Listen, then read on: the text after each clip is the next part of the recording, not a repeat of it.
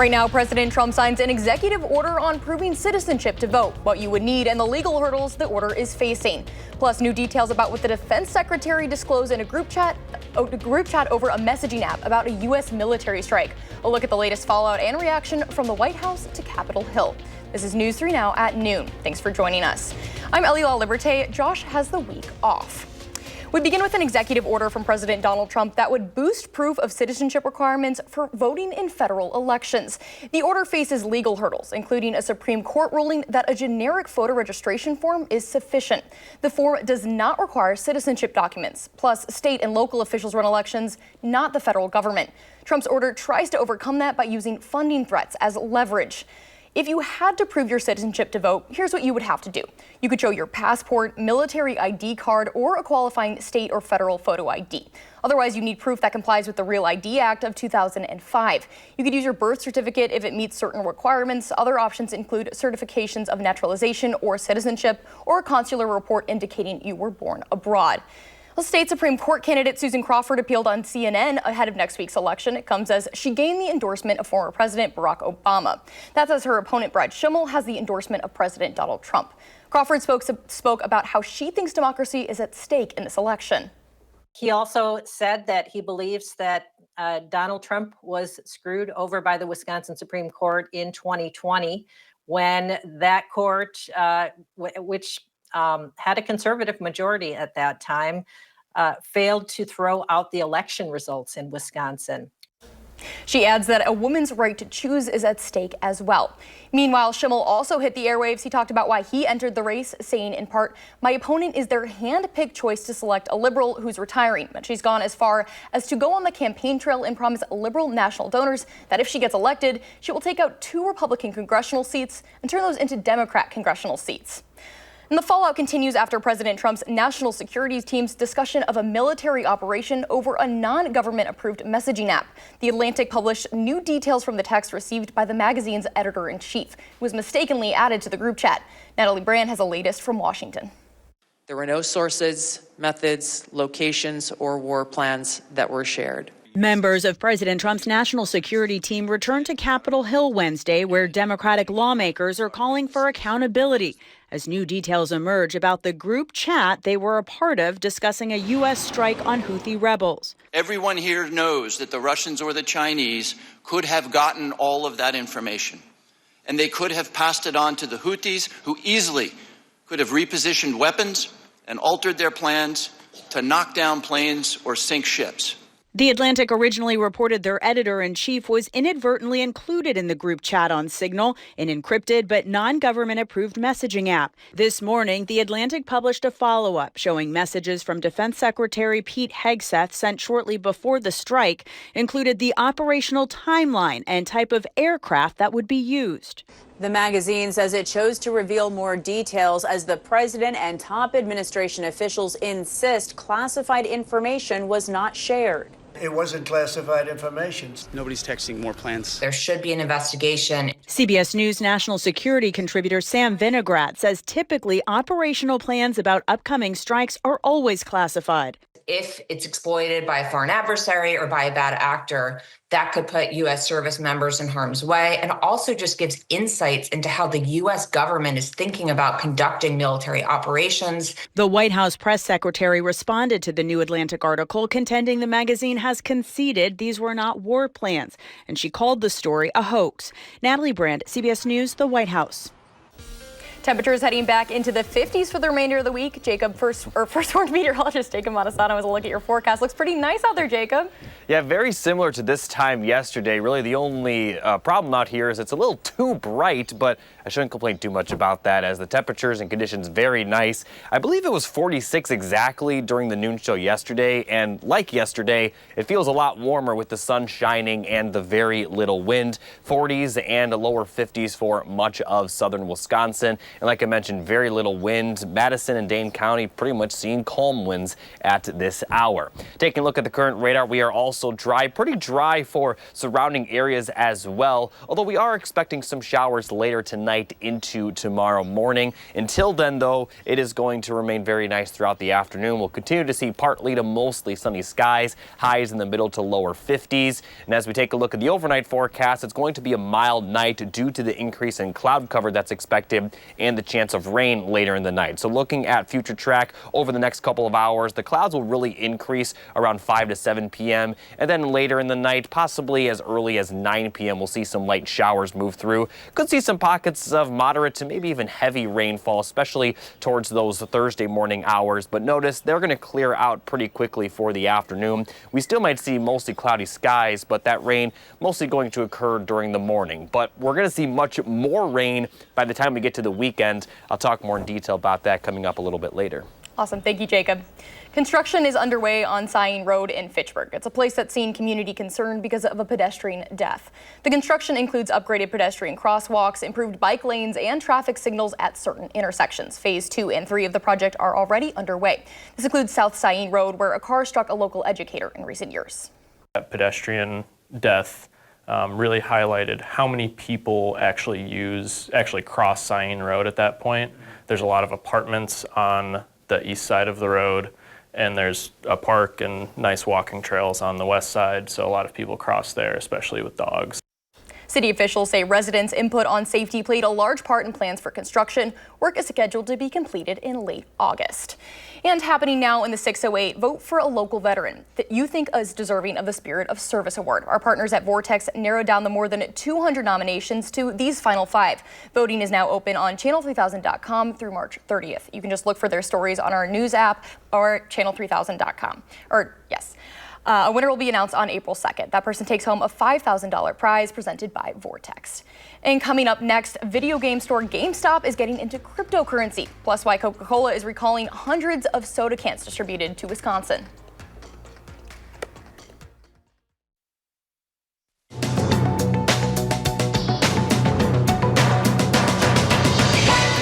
Consumer confidence dropped for the 4th straight month amid concerns over tariffs and inflation. The conference board said its index fell 7.2 points in March to 92.9. The conference board reports that Americans' short-term economic expectations fell 9.6 points to a 12-year low. Coca-Cola is recalling more than 812 packs of its canned Original Taste soda. According to the Food and Drug Administration, the packs could be contaminated with plastic. The affected products were distributed in Illinois and Wisconsin. And GameStop is getting into cryptocurrency. The company says its board has agreed to convert some of its cash to Bitcoin as a Treasury reserve asset. GameStop stock jumped in after-hours trading Tuesday following the announcement. That's your CBS News Money Watch report. For more, log on to CBSMoneyWatch.com. At the CBS Broadcast Center, I'm Jesse Mitchell. Here's a look at your stocks at the noon hour. The Dow down 92, the Nasdaq down 340, and the S&P 500 down 48. And our call for action volunteers are in the building taking your consumer complaints and action on your behalf. You can call for action at 608-270-2833 or submit a claim anytime at channel3000.com/call for action. And up next, we take a look at today's ag numbers, plus Jacob is back with the forecast. Then later on Live at 4, the latest Supreme Court polls and endorsements in the race for state superintendent.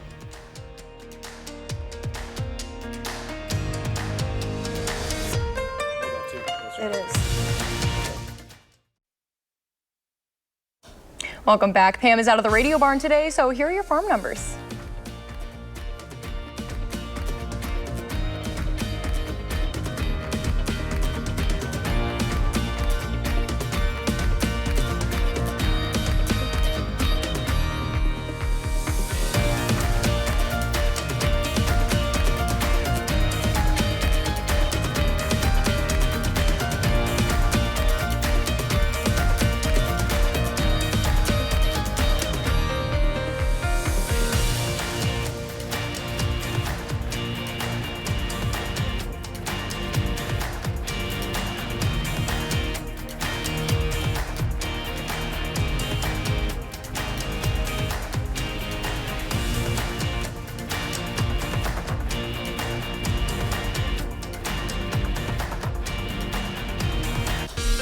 And beautiful day today, but we could see some rain chances later this week. What are we expecting, Jacob? Well, we're expecting plenty of rainfall over the next 7 days, but there are going to be some breaks in the rain, and it looks like for Friday, where we could see 70s, it may not rain much during that day, so that's the good news. Now, the bad news is that we are going to see plenty of rain over the weekend, and it will cool down after that rain for early next week. Now first, here's a look at your forecast for the rest of today. Definitely get out and enjoy it. The 50s with sunshine and very little wind will feel like 60s. And for tomorrow, it's going to be more cloudy, but it's still not going to be very windy. And although we have a chance of rain early, it does look to clear out during the day. So all things considered, not too bad for your Thursday either. And for Friday, that's going to be the warmest day over the next 10, where highs could hit the lower 70s. But as I mentioned, those temperatures are going to drop down quite a bit for early next week, and it is going to rain plenty, especially for Saturday into Saturday night. So let's take a look at the rainfall forecast. So this is starting at 11:30 later tonight. We are going to see some showers start to kind of move into the area during that 9 p.m. to midnight range, but we'll see a little bit more consistent rain during the morning. Could see some pockets of heavy rainfall, so definitely don't be surprised by that during your morning commute. But although we could continue to see some lingering showers until about noon, we're expecting it to dry out for the afternoon, and we actually could see some sunshine by the time we get to sunset, but otherwise we'll see mostly cloudy skies. Now, for Friday, we have a chance of rain early, but the showers do look to be very isolated, so it is possible that a lot of the area misses out on the rain entirely, and similar to tomorrow, it's just going to be for the morning. It looks like we'll see sunny skies by the afternoon, and you just saw those temperatures. They're going to hit the lower 70s, so it's going to be a little bit of a taste of summer with that sunshine and the very warm air. Now, unfortunately for the weekend, we are expecting plenty of rainfall. We'll see more rain move back into the area starting Saturday morning. A little bit scattered, not exactly going to cover the entire region during the day on Saturday, but Saturday night, that's when we're going to see the most precipitation. Could even see some thunderstorms with this round of rain. Not likely going to see severe weather, but that still could change. And then as we get towards Sunday, notice the winds will be out of the north. That's going to begin those cooler temperatures, and we actually could see a wintry mix, if not all snow, by the time we get to the later portion of the day Sunday into Monday morning, and then it does look like that will clear out for later in the day. Monday and Tuesday does look to be dry for next week. But overall, we're going to see plenty of precipitation over the next 7 days. Not too much for Thursday, Friday, but like I mentioned, that weekend time frame, especially Saturday night, that's when we're expecting the most precipitation, possibly over an inch, if not close to 2 inches. These numbers could definitely change a little bit as we get closer to the system. But right now, we are still expected to see plenty of rain. And although, it's not going to be pleasant when it's actually falling, we definitely need the rainfall, still under a drought in southern Wisconsin. So looking at the full 7 to 10 day forecast, nice for the rest of today. After the morning showers, not too bad for Thursday, although it will remain cloudy. Very nice once that rain clears out Friday morning, because it does look like we'll see sunny skies for the afternoon. The weekend, kind of gloomy, much more likely to see the rainfall, especially overnight Saturday. And then we could see that wintry mix, if not all snow, by Monday. And it also will be pretty windy, so wind chills might be pretty cold as well. A few other rain chances for the middle and end of next week, but those temperatures will rebound. So this is very typical for Wisconsin this time of the year. You get spring-like weather and Friday afternoon borderline summer-like weather, and then immediately back to winter-like for early next week. So it's always roller coasters during the March and April months, but at least we can see some 70s in the forecast. Yeah, looking forward to that Friday. That looks beautiful. Yeah, especially now that it looks like the sun will come out and it'll dry out. It's going to be very, very nice. Awesome. Thank you, Jacob.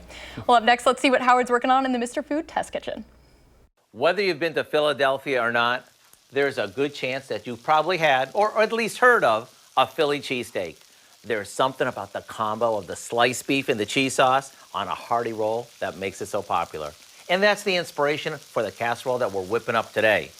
We start by baking a frozen garlic bread until it's crispy. Once it is, we cut it into large chunks and place it in a baking dish. While it was baking, we sauteed a couple of onions and peppers until they were tender. Now we spoon some cheese sauce over the bread, top it with some deli roast beef that we've cut into strips, and the cooked veggies. And we pop it in the oven to warm through. When it's hot, we finish the whole thing with cheese sauce, just like they do in South Philly. What we end up with is everything that we love about a cheesesteak in the form of a hot and hearty casserole. You could even sprinkle on some chopped cherry peppers if you want to make this more authentic. I do hope you'll go online and get the recipe for our Philly cheesesteak bake so you can add a new weeknight favorite to your dinner routine. I'm Howard in the Mr. Food Test Kitchen, where today we found a Philly way for you to say, ooh, it's so good. Welcome back. With egg prices still high at the grocery store, some might be looking for other options to get their protein in the morning. Here's UW dietitian Michelle Harnish with some alternatives with our Josh Breder. UW Health Clinical Dietitian Michelle Harnish is back with us, and we're talking protein alternatives to eggs because this has been a hot topic lately. Yes, and eggs are now known to be a very healthy ingredient. Just one large egg has about 7 grams of protein and only 70 calories. Yolks are full of a lot of great nutrition. But now that it's become a little bit pricier, a little bit harder to get, people are looking for some alternatives to try to save money, but they still want that protein. So what is the best ways to go with this? Yeah. Because I love eggs, you know, it's been, I think it's a daily part of a lot of our diets. Right, and it is such a go-to that it's hard to really think about substituting something. It's just, hey, if I don't have eggs, what do I have? And so to think outside the box is something I really recommend. But initially, you want to make sure that you replace a protein with a protein. You know, we use protein in every tissue and cell in our body, so we want to make sure that we're doing a different protein source.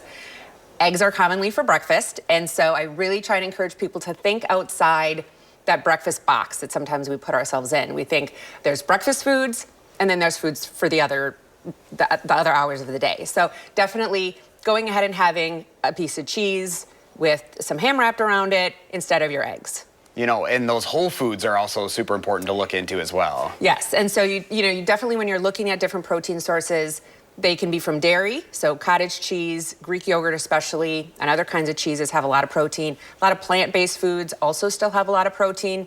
So you can definitely get protein from a variety of sources. If you're looking for animal-based protein, you still want to be economical because obviously this is the issue with eggs. So things like canned salmon and tuna, pouches, and if you're buying chicken and ground beef, just make sure that you're shopping the sales, buying in bulk. But really, once you get outside of your own head, there are a lot of substitutions that you can still do, even for breakfast, that are still high in protein. What are your thoughts on like cartons of like egg whites? Is that something to look into as well, or not as good as a traditional egg? Nope, they're definitely fine. There is some concern, is that price going to go up as well? Sometimes you can get whole egg. Sometimes they have the kind of the egg beaters where they don't have the yolks and it's just the protein. So the nutritional information might be a little different if you're getting a carton of whole egg substitution or just egg white. So make sure you read the label just so you know what you're getting. It's just good to know that there are options out there. Yep, and it's definitely important to get that protein. We usually recommend about 20 grams of protein per meal. All right, important stuff. Well, Michelle, thank you so much. We appreciate it. Thanks a lot. Here's Jacob with a final check of your forecast. Thanks, Ellie. We're going to see nice weather for the rest of today, morning showers tomorrow, and then very mild temperatures for Friday. Awesome. Thank you, Jacob, and thanks for tuning in to News 3 Now at noon.